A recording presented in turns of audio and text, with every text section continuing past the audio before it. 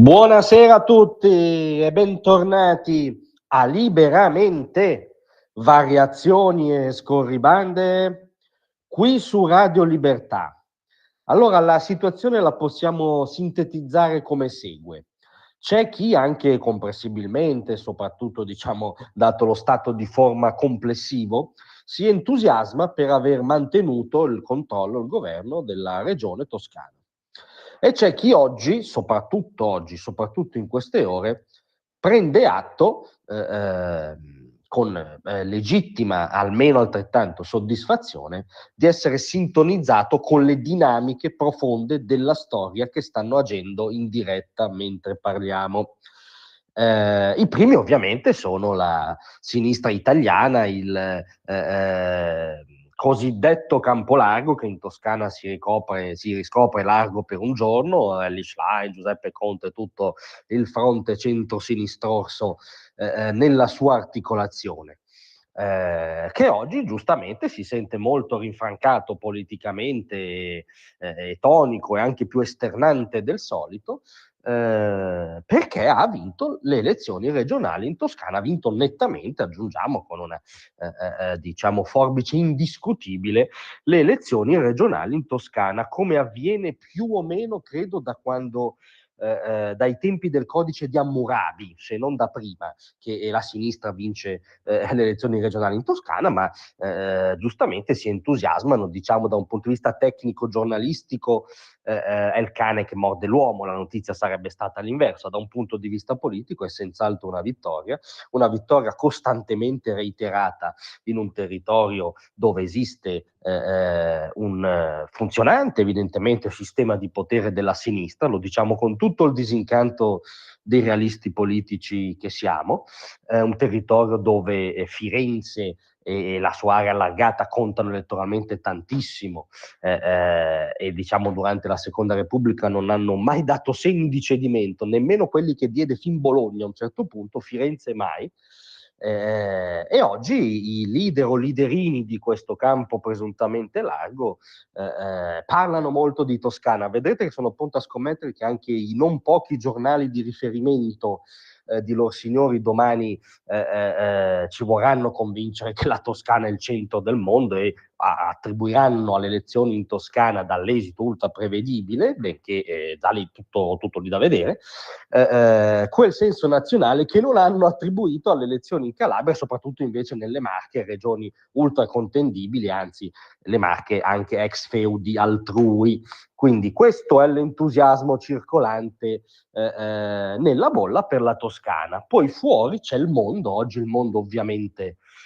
si è concentrato dapprima a Gerusalemme, alla Knesset,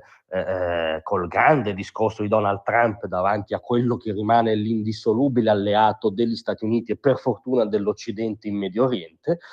E poi il mondo si è trasferito da pochi minuti, da poco prima che io vi parlassi, a Sharm el Sheikh, dove sta andando in scena l'ufficializzazione del cessate-il-fuoco, della pace in Medio Oriente, la partenza della seconda fase, come ha ufficializzato Trump. La seconda fase è quella che va verso, cosa che Trump ha anche descritto alla Knesset, un Medio Oriente pacificato e ridisegnato all'insegna della pace, della collaborazione commerciale tra i popoli, della prosperità.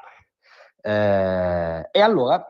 diciamo che ragionevolmente dal nostro punto di vista oggi sì, siamo soddisfatti del fatto che la dinamica della storia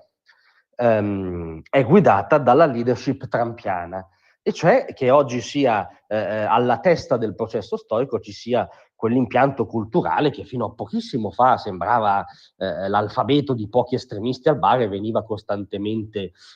demonizzato e ridicolizzato dagli addetti ai livori del mainstream, no?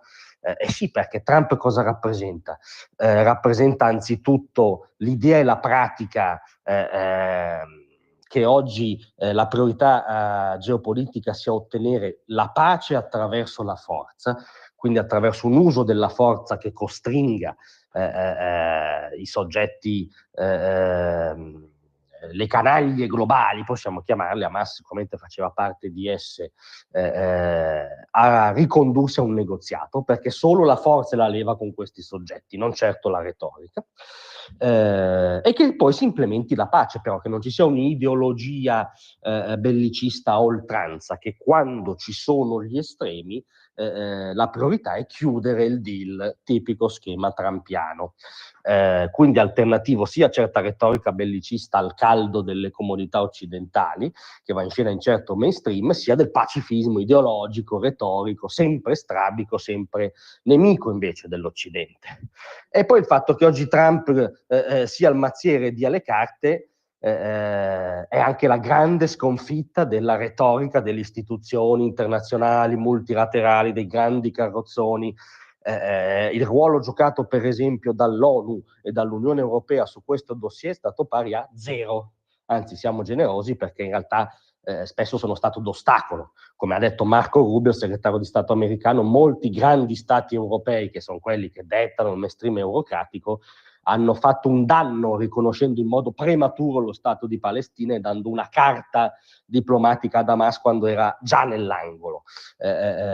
Ma soprattutto non c'è stato nessun ruolo di Ursula von der Leyen, non c'è stato a un certo punto nessun ruolo dell'ONU, del segretario generale, fino a un certo punto c'era stato uno negativo, solo anti-israeliano, a un certo punto poi sono stati tagliati fuori. Insomma, il processo lo guida il leader del sovranismo, del conservatorismo, del liberal conservatorismo a essere seri, globale, che ha appena smontato all'ONU, in un suo discorso all'ONU, l'ideologia globalista, che pensa che la partita si giochi tra stati, nazioni legittimati dal consenso dei popoli, nel caso degli stati occidentali, che interagiscono tra loro trattando il migliore interesse per i loro popoli. Quindi noi prendiamo volentieri atto dell'entusiasmo a sinistra che si vedrà anche domani sicuramente sui giornaloni, sull'incredibile, impensabile, clamorosa vittoria della sinistra in Toscana. Ci permettiamo di essere soddisfatti che il mondo, la pace nel mondo, il processo stesso della dinamica storica va nella direzione culturale dove modestamente da questa parte ci siamo sempre seduti. Grazie a tutti, a domattina. Tra un manifesto e lo specchio